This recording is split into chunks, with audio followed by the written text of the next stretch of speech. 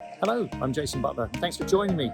I want to show you my latest project. I bought a few months ago this lovely award-winning property, which was a vacant guest house which hadn't been used for about a year and a half. And I'm going to show you what we did to take what was, as I say, quite a tired-looking guest house and make it into a premium HMO, so that 5 lovely bedrooms and communal living space for working professionals. Literally this week we're marketing the property to would-be renters. So let me take you around the property and show you what we've done to improve it. Now this project is a great example of adding value. Now there's not huge profits to be made overnight, but that's not the reason I bought this property. I bought this property to produce a very strong and growing cash flow. So the rental income on this property will be roughly £34,000 initially. That's letting all 5 rooms. So if you worked on a 10% gross yield, that would be something like £340,000 value. Now I paid $282 for this property. I spent about £29,000 on it with stamp duty. I'm just a little bit ahead, but the net cash flow to me is about £2,300. So I'm always looking to produce about £2,000 or more per month from each property that I own. I'd rather own fewer properties with higher cash flows than more properties with smaller cash flows. And the beauty of this is a premium HMO, so we are targeting the top end of the market and there's less competition there. And more importantly, it's a nicer place for people to live, and I want everything I do to be places that I would want to live myself. And this also benefits this property from having 3 car parking spaces. It's got scope to add a large kitchen extension so we can turn the current kitchen into a bedroom, and it's got an enormous loft where I can add at least 2 good sized dormer bedrooms. So all in all, I think this property will eventually be worth probably about £480,000 by the time I'm finished, and it will be producing probably about £4,000 a month net rental once we've added all the extra rooms on. So all in all, very, very pleased with this long-term play. Being managed by my letting agent. I've got a video interview there with Lucy Lee from Lee Property Solutions, and she will be explaining the pros and cons of the HMO market, including why and how to get into the premium part of the market. My name is Lucy Lee. I run a business called LEA Property Solutions in Ipswich, and we are an HMO specialist agency, and we've been running for 17 years. The HMO market is very different. The tenants are different, the needs are different. I think on a daily basis we're dealing with the same sorts of problems, therefore they're not really problems to us. I think agencies that deal with normal lettings and HMOs, probably due to the work that needs doing in an HMO with tenants and the time constraints, I think they'd find it generally quite frustrating, whereas for us it's just every day, it's what we do.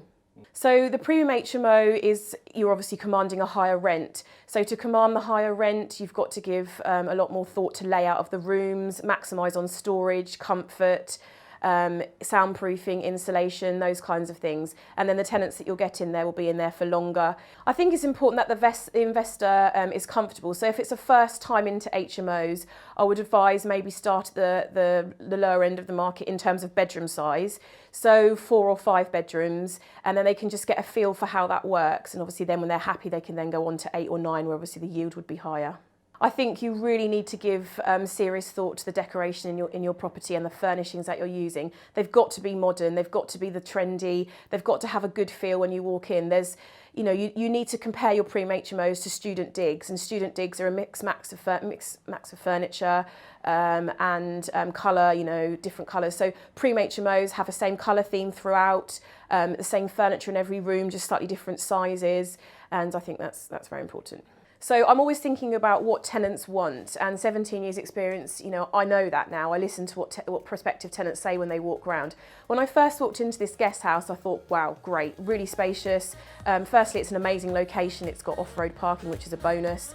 The decor in here was tired. It was magnolia, there was a stripy carpet, which was okay. It wasn't threadbare, but I just thought to walk into a more striking colour, grey, white, grey flooring, and that's the trend at the moment, then that's what people are going to be looking for.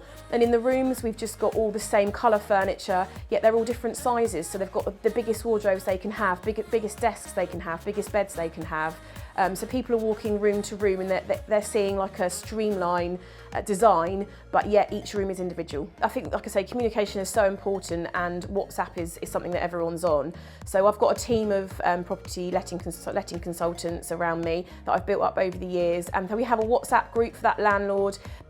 We can be on call pretty much 24/7. You know, that landlord can always ask questions. What about this? Should I do this? We can come in and say, this isn't working. Have you thought about this?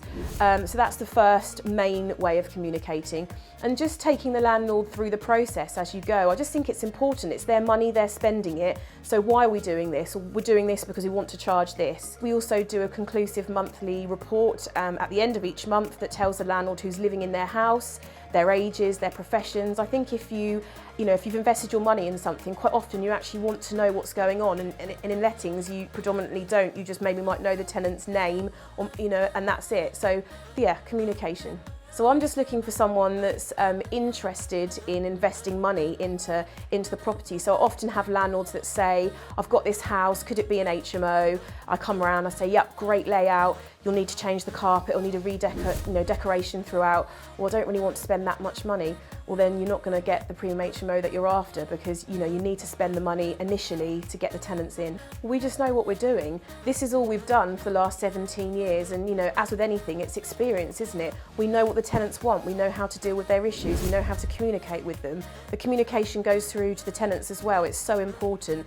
They know if something is broken, it's sorted within 24 hours. Or parts ordered. I think that's a lot of agents let tenants down in that sense, and we don't. So hope that helps you, and I'll see you on the next project.